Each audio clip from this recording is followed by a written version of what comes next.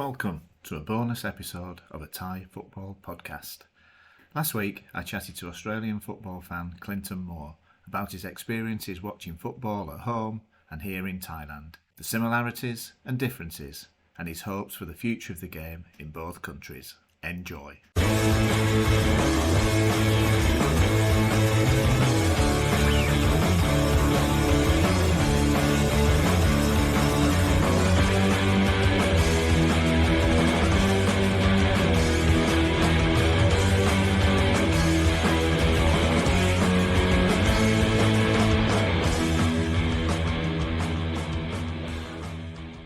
Some of you will remember, if you were listening last week, we had Clinton Moore on, and he was kind enough to give us his report on the opening weekend fixture at Police Tero against PG Pathum. So we thought we'd get him back on to have a bit more of a chat, find out a little bit more about him and how he got interested in Thai football. So welcome back, Clinton. So, Dale, thanks for having me back. It's a pleasure to talk more Thai football. Yeah, no, you're very welcome. Right, so we just want to find out a little bit more about you, really, your background, how you got involved in Thai football, and any thoughts you've got on the state of the game here and how it compares to football in Australia. So if you don't mind, I've got a couple of questions I'd like to ask you. Are you all right if I fire them your way? Sure, go ahead. Okay, so first of all, how did you get interested in Thai football? What was it that got you involved? Okay, so as you said, I'm Australian, and I know Pablo Baton, who you've had before on the show, quite well, and we are both dyed in the wool. True believers of the game in Australia, so to speak. But I arrived in Thailand for work in July 2021, so just over 2 years ago now, smack bang in the middle of the COVID-19 pandemic. In fact, when I was in hotel quarantine, the curfew started, so had to wait a few months for some football, but that came eventually. But I've been a big A-League fan since its inception in 2005. But before that, I was a kid growing up in a non-football family, getting up at 2, 3 a.m. to watch, Australian friendlies versus Jamaica and Venezuela and all these countries that it seemed like the rest of the country didn't care about. But, a very small hardcore segment of Australian fans did. The first time I saw Thailand play on TV was actually at the 2007 Asian Cup, which looked like a great tournament on TV. I remember the rain during the Australia-Thailand game. I think we won that night 4-0 in tournament. Yeah, I was at that game, and you're absolutely right. It chucked it down the whole time. I've got a photograph of me looking like a drowned rat at the end of the game. But yeah, I mean, that night, Australia were head and shoulders above Thailand. I remember it. We got an absolute battering. I was just going to say, sorry, that tournament and Australia's attitudes towards that Asian Cup is, I think I'll touch on it a bit in the chat I have with you. That was Australia's first Asian Cup since joining the AFC in 2005, moving over from Oceania. And just back to club football, sorry. So I'm a Melbourne Victory fan. So Melbourne Victory fan has been the only club in Australia that's had two Thai players. So we had Surat Suka and Suti Suksongkit play for us about 2010, 2011. And they came 29, 10, 11, I think. But they came to us actually off the back of an AFC Champions League campaign with Chonburi, which you may remember also. I have very fond memories of that campaign. In fact, that night, the first game when we played Melbourne Victory, that was our first home game in that campaign. And we'd gone to Gamba, Osaka, in the first match, and we came within a few seconds of beating them. And I don't know if you remember, they actually went on to win the tournament that season. And the first home game was against Melbourne, and probably one of the greatest nights in Chonburi history, to be honest. It was an absolutely fantastic occasion. Anyway, probably bringing up some bad memories for you. So on that point, how do you compare the two leagues then, the A-League with the Thai League? I mean, at that time, I think the A-League was probably quite young. I think it was developing, but it still seemed to be quite a strong league. I mean, now how would you compare the two, having seen both close up?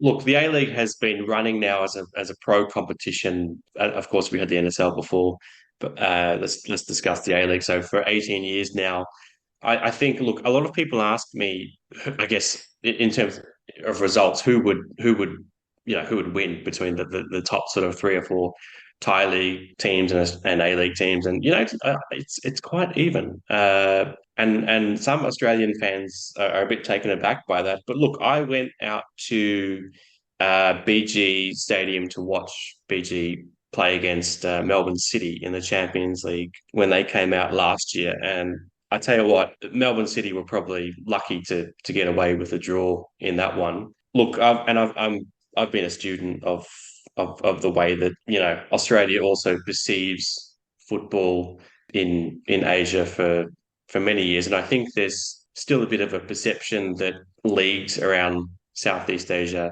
are not at the same quality as the A League. But I think very slowly but surely, I think Thai teams, Vietnamese teams, even Filipino teams, we've seen them beat A League sides, and I think in terms of levels, certainly getting closer.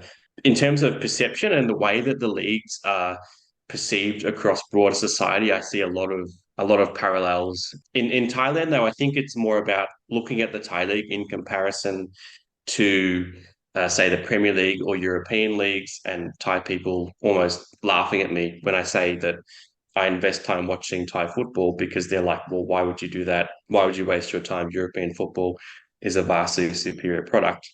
In Australia, there is also that we have a term called Euro snob, which means a person that only watches European football and turns their nose up at local Australian football. There is that also, but in Australia, of course, the issue is compounded by you have the Australian Rules Football League, the National Rugby League, and people are used to seeing the very best of the best in the world in those leagues competing in Australia in their own backyard. With the A League, that's not the case. You have very often, even though a lot of A League top Australian players play in the Socceroos, now there's still the perception that the A League is a place of, retirement home foreigners, subpar foreigners, and, recycled Australian players that just move from club to club, and that it's frankly, a subpar product. And that's hard to change across society. And the league has gotten good crowds before, has always been hamstrung by governance issues, which is, I think, a common theme between the two countries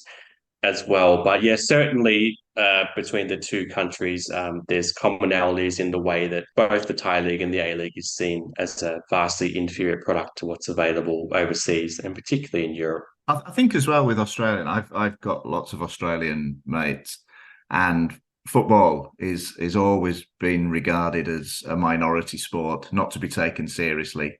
Obviously, as you just mentioned, you've got both codes of rugby, you've got the AFL, you've got the cricket. And in a nation where it is such a sporty nation, isn't it? I mean, and very competitive. You see this. I mean, we've just had the Ashes, obviously, over here, and you just see that. And I think Thailand, really, there isn't any competition. You've got the Football League, but people will compare it, as you've just said again, people will compare it to what's on offer in Europe, and it is inferior to that. But I think it's trying to grow that, isn't it? So what would you say to people? How would you like to see things improve in the Thai league? And how would you get people to come and watch and take it a little bit more seriously? In terms of the Thai league, look, I have very similar conversations between, Australians and Thais about why I bother watching local football. And I don't get the joy that I get of watching an imagined narrative, an imagined sort of relationship overseas. In Thailand, look, I also see football as a very positive tool for enacting social and cultural change, and enriching ties and engagement between people and places. I mean, you look at Buriram, for example. Whatever your thoughts on Buriram as a football club, but the place is now a brand in itself of immense cultural projection that has been done with a clear plan through football to actually enact that change. And I look at similar sort of size places or regional places in Australia. And now that Australia is a member of, the Asian Football Confederation and a full member of the ASEAN Football Federation, mind you, I just look at these places and think, there is absolutely immense space and scope to build a better version of yourself and your place and your town through football. I mean, you go around Thailand now, and doesn't matter what part of Thailand you see a Buriram United shirt, and that is the power of the cultural force that football is. And it's actually nice to see Buriram United shirts, and of course, it'd sort of be better if they're wearing their local shirts, but at least that's a Thai shirt, and the absolute power of football to build relationships, whether that's cultural, social, diplomatic ties as well for Australia with Asia, which is something that a lot of people have been calling for years to invest. Australia goes to Asia and puts money into or markets Australia's football or rugby union, or the extent to which football gets funded or taken seriously by higher corridors of power, that certainly could be improved. So look, the answer to your question, why should people support or come along to a Thai league, an Australian, an A-League games? The simple fact is it won't get better. It won't improve if you don't go and you don't put money into the local product. And in doing that, that creates jobs, that creates opportunities for kids, for young boys, for young girls, for the whole community to come together and get behind something that is more than, watching a TV at 2 o'clock in the morning. So look, football is just an incredible opportunity for people and towns to create a better version of themselves. I totally agree. And I think that's always something that crops up when people talk about Thai football. And there's obviously been that history of clubs moving around. And it's interesting that you use Buriram as, I mean, they are a great example. But I mean, they started by bringing a club into the province, a well-established club who'd actually won things and had been playing in the AFC Champions League. But now they've made it their own. And it is up to other provinces and other cities and towns to try and replicate that. And it is, you're right. It's establishing that and building that culture, isn't it? I think that's so important. And I did mention Buru, I'm sorry, because, A-League fans, Australian football fans, they look at the Champions League draws and they see the name Buriram and they're like, where is this place? And then if they want to come to a game in Thailand, how do I get there? And then, the very fact that you have games in that province, in that place, that means that people come there, they spend money, they get an experience. So just the name recognition, an A-League fan sees the name Buriram, they associate it with football straight away. So that's good to hear, actually. So you've obviously been touring around the country, traveling, watching games. What kind of experiences have you had, and what have been the best experiences you've had watching football in Thailand? Yeah, so it's interesting. I don't actually follow a team, but I do. It's funny being in Bangkok. I haven't been able to sort of gel, I suppose, geographically or sort of with the idea of any of the teams, but do take a particular interest in Khon Kaen United in the Thai League One. And when I first started watching them a couple of years ago, they actually looked like they might have been on for a Champions League spot, and they struggled a bit last year with Ibsen Melo, his goal output going down, and they had a couple of injuries, I think. But this year they've replaced most of their foreign players with players that sort of have the sort of usual Thai League journeyman profile. So it's a bit unknown to see how they'll go this year, but I've been up to Khon Kaen, watched games at all levels of the pyramid, except sort of amateur or semi-pro, which I'm sure Rob has covered very extensively anyway. But Thai League 3, Rob will go to any game, anywhere. It doesn't matter. If he just sees some goalpost when he's driving past, he'll stop and hope that a game will be he'll break out. Well, actually, that happened to me with under 7 with a Thai youth league game, I think, out in Minbury. I thought Rob might have been there. But Thai League 3, if you're in Bangkok and you want a nice, easy weekend, you can pop out to Chachong Sao FC out in Thai League 3. I think it's literally 13 or 14 baht to pop on the train, and the stadium is right in the middle of town.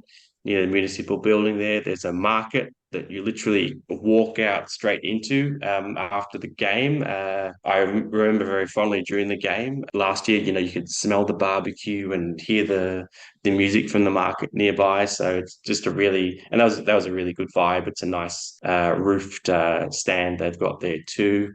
Thai League Two, the closest to me in Bangkok is probably Gazetsaat. They were very fortunate to look for all money. They were going to go down last year. Just hung on in the final day last year. It's okay. The atmosphere is a bit dull compared to other venues, and being on a university campus there at Gazetsaat, it's dry. So if you want to have a beer, that's not available. But if you just want to watch some football, some lower league football in Bangkok, that's an option. I've watched a couple of international games. AFC Champions League game out in BG, as I said, and I popped along to 4 games of the Under-17 Asian Cup recently. Also, I saw a crazy 8-4, Japan 8, India 4 group stage game, and Australia Tajikistan out at the Rajamangala, which was an interesting experience going there with about 100 people in attendance. But I think popping up to Konkan gave me a taste of what it's like to go and watch Thai football out in the provinces. So I'd certainly hope that I can get to a game almost every weekend this season and experience some new places and see places through football, which is what I know some foreign fans do, and it's a great way to see the country. Absolutely. I mean, we've all been to places that we'd never even think of visiting if it wasn't for the football. So just to wrap up, it's been fascinating listening to you. It's been great to hear about this. So just to wrap up, what about this season? You've just mentioned you want to get out and about. Is there anywhere in particular you want to go? What's your holy grail of watching Thai football for this season? I think just getting to places that I haven't myself gone to in the country. I actually haven't popped up yet to Chiang Mai or the northwestern provinces, Chiangrai. I'd like to continue to see what's around Bangkok, on the weekends, whether it's Ayutthaya or even down in the lower leagues, like as I said, Cha Chong Sao or Muangthong. Look, the good thing about Thai league at any level of the pyramid is there's a football team, and if you can find that's it's a challenge sometimes in Thailand. But if you can find the correct information about a game and where it's happening, you can pop along and whether it's Thai League 3, semi-pro, Thai League 2, whatever, have a great experience of Thailand through football. So I wouldn't say that I have any particular destinations in mind. I do want to tick off perhaps some of the bigger stadiums that I haven't been to, but look, it's just to continue the journey of seeing where Thai football can take me around the country, and hopefully maybe getting to cover some more games in more of a formal capacity through reporting back, or just to help also, I guess, keep me more focused on watching the games rather than seeing what's happening in the stands or around, because anything can happen, as you know, when you go to a Thai football game. So I think that's my goals for this season. It's been absolutely fascinating chatting to you, Clinton. Really, really enjoyed that. And if ever you do fancy coming back on, especially with your reports, or even to talk at length about other things, because I know you've got quite a lot of experience as well, and you're interested in all the foreign players coming into Thailand. We don't really have time to touch on that, unfortunately, this week. But thank you so much for coming on. And like I say, you're welcome back anytime. Match reports, general chatting, that's absolutely fine. So enjoy watching your Thai football this season, and I look forward to hearing from you in the very near future. Thanks, Dale. And look, I know there's been a lot of challenges with, a lot of noise around the league, but get to the game, get to the football, support the players, and hopefully it'll be a great season ahead. Absolutely. I echo that. Brilliant. Thanks so much, Clinton. Speak soon. Bye. Thank you. Thanks, Dale. Thanks, mate. Bye. You have been listening to a special bonus episode of a Thai football podcast. Our regular weekly podcasts are available every Wednesday on Podbean, Spotify and Amazon. We have a website, www.atthaifootballpodcast.blogspot.com, and can be found on Twitter @ThaiFootballPod.